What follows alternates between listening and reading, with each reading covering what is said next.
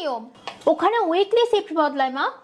দেখো, ওসব নিয়ম টিয়ম জানি না বাপু, তবে এইসব আমার একদম পছন্দ না। এইভাবে চললে কিন্তু চাকরিটা তোমায় ছাড়তে হবে। দেখুন মা, আজকাল চাকরি পাওয়াটা অনেক চাপের ব্যাপার। তোমার চাকরি করার কি দরকার বাপু? আমার ছেলে কি বেকার? আমার ছেলের রোজগারের টাকায় তো সংসারটা ভালোই চলে। তা তুমি যে রোজগার করো সেটা কি তোমার বাপের বাড়িতে টাকাগুলো পাঠানোর জন্য? মা, এইসব কথা না পরে আলোচনা করব, এখন আমার দেরি হয়ে যাচ্ছে।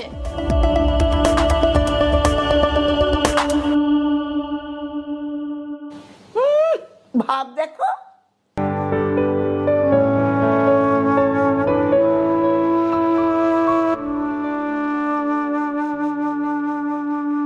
বাবু, তো চা।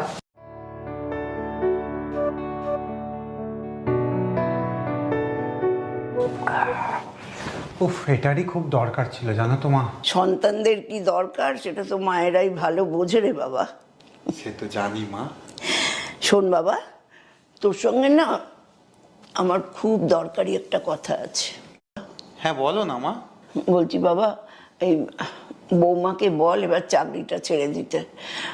রোজ রোজ ওর এই রাত করে ফেরা আমার ঠিক পছন্দ নয়। রোজ তো দেরি করে না মা, এই সপ্তাহ আফটারনুন শিফট পড়েছে বলে দেরি হচ্ছে।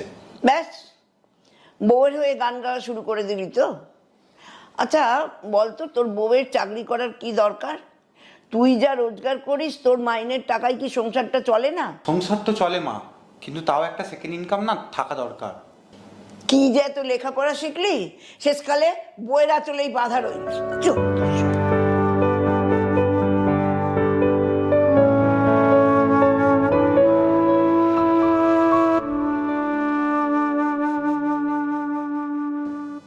আজ তো শনিবার, কাল রবিবার, পরপর দুদিন অফিস বন্ধ। কোথা থেকে যে টাকাটা জোগাড় করব? আর ব্যাংকেও তো সেরকম কিছু নেই। তাহলে কি হবে বাবু? হ্যাঁ, আজকের মধ্যে 1.5 লাখ টাকা জোগাড় করতে না পারলে তোর মামার তো অপারেশন হবে না বাবু।